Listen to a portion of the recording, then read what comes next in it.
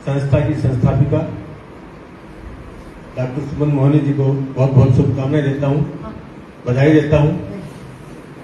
आज का एक कार्यक्रम सुबह से चल रहा है, अनवरत चल रहा है।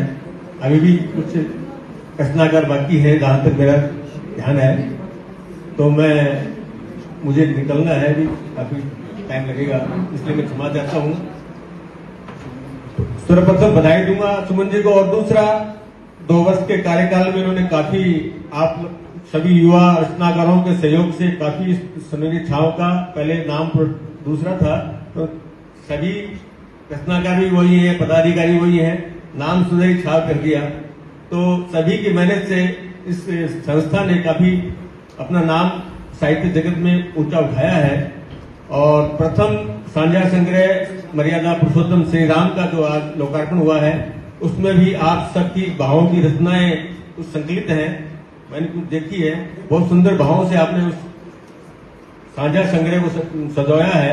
इसके लिए आप सभी रचनाकारों को भी तहे दिल से बहुत बधाई, शुभकामनाएं देता हूं। विशेषकर मैंने पिछले वार्षिक उत्सव में देखा था, इस बार भी देखा है कि आज की जो वर्तमान में हवा चल रही है और जहां की युवा पीढ़ी एक पाश्चात्य संस्कृति की ओर जा रही है, हमारी संस्कृति परंपराओं से विमुख होती जा रही है। लेकिन बड़ी सुखद बात है कि यहाँ सुनहरी छांव में बहुत कम उम्र के 18-16 साल से लेकर 17 साल तक के रचनाकार हैं, और विशेषकर युवा पीढ़ी वाले रचनाकारों की संस्कारित रचनाएं सुनने को मिली।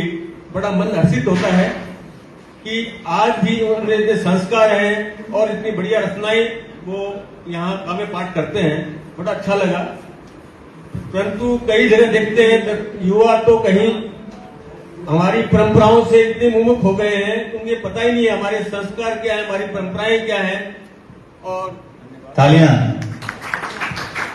परंतु ये संस्था कहिए या परिवार कहिए, परिवार का मुखिया अगर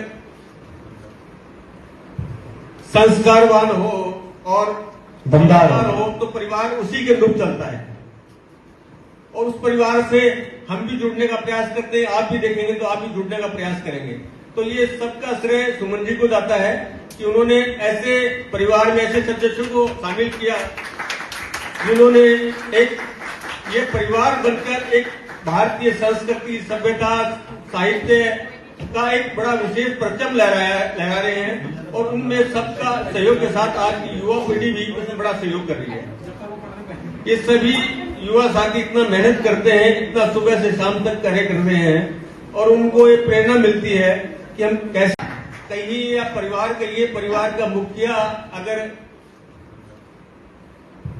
संस्कारवान हो और बंदार हो तो परिवार उसी के अनुरूप चलता है, और उस परिवार से हम भी जुड़ने का प्रयास करते हैं। आप भी देखेंगे तो आप भी जुड़ने का प्रयास करेंगे। तो ये सबका श्रेय सुमन जी को जाता है कि उन्होंने ऐसे परिवार में ऐसे सदस्यों को शामिल किया जिन्होंने एक ये परिवार बनकर एक भारतीय संस्कृति, सभ्यता, साहित्य का एक बड़ा विशेष परचम लहरा रहे हैं, और उनमें सबका सहयोग के साथ आज की युवा पीढ़ी भी उसमें बड़ा सहयोग कर रही है। ये सभी युवा साथी इतना मेहनत करते हैं, इतना सुबह से शाम तक कार्य कर रहे हैं, और उनको ये प्रेरणा मिलती है कि हम कैसे कार्य करें, कैसी रचनाएं लिखें। उनकी रचनाएं समाज को बड़ी प्रेरणा देती है। साहित्यकार क्या है? साहित्यकार वही है जो अपनी लेखनी से और समाज को नई चेतना जागृत करे, समाज में क्या कुरीतियां हो रही है उनको विरोध करें, और समाज को क्या आवश्यकता है, क्या सुधार की आवश्यकता है, उससे समाज को अपनी रचनाओं के माध्यम से जागृत करें, और ये जरूरी है। तो इसलिए ये सब धन्यवाद। लोगों ने फूल अर्पित किया दादा, दीदी ने पूरा गुलदस्ता दिया है। हाँ सही है, और मैं अच्छा हुआ गमले के साथ में गीतांजलि जी को धन्यवाद देता हूं कि इन्होंने मेरा संपर्क हुआ, इनके माध्यम से मैं भी इतने साहित्य जुड़ा।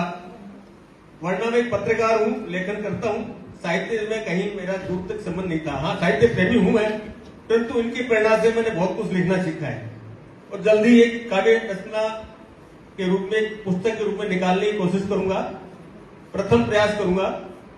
और वरना आज मैंने एक रचना इसमें भी दी है सीधा मर्यादा पुरुषोत्तम नाम पे, तो मैं इसके लिए गीतांजलि जी को बहुत बहुत धन्यवाद देता हूं कि मुझे वही बात है, मैं भी कह रहा था, संपर्क से जुड़ने से आदमी को प्रेरणा मिलती है, कोई कार्य मिलता है, उससे भावना जागृत होती है, उनके विचारों से लोग प्रभावित होते हैं।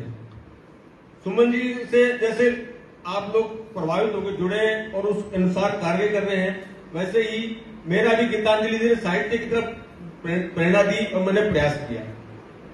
तो ये सब बढ़िया है, बातें हैं। तो अच्छे लोगों का साथ अच्छी कुछ सीखने को मिलता है और आप सभी ये प्रयास कर रहे हैं, तो इसके लिए मैं बहुत बहुत बधाई देता हूँ। पुनः धन्यवाद, आभार। मुझे बुलाया सुमन जी ने, इसके लिए पुनः आपका हार्दिक आभार।